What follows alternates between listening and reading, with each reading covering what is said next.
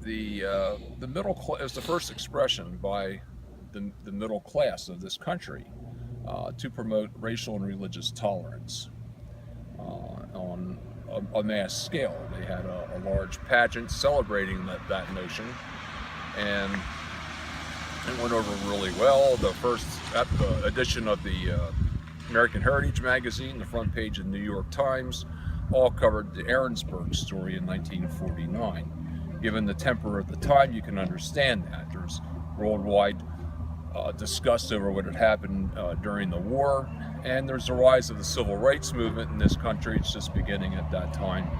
So the time was really ripe for that kind of mass expression.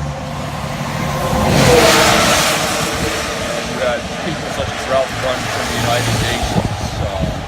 It was the beginning of the United Nations also at that time.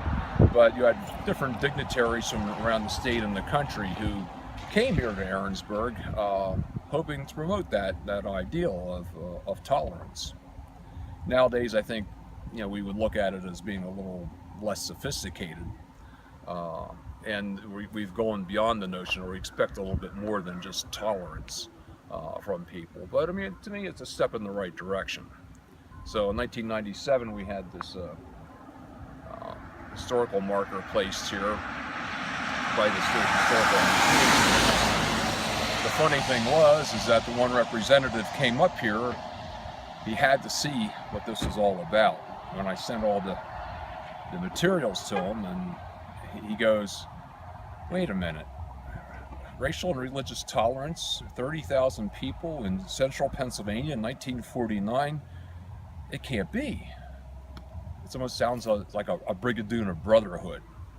And when he came up here, and he goes, and after I read all the primary source materials that you had sent, he goes, "It's true. It really happened." I said, "Yeah." So it's really How does that figure into the politics of this place? Well, to me, it reflects central Pennsylvania as a whole, because again, we have this tradition of ticket splitting. There's a sense of measurement here, of tolerance, of giving people their just due in speaking on issues, and people weigh, sift, and measure the evidence.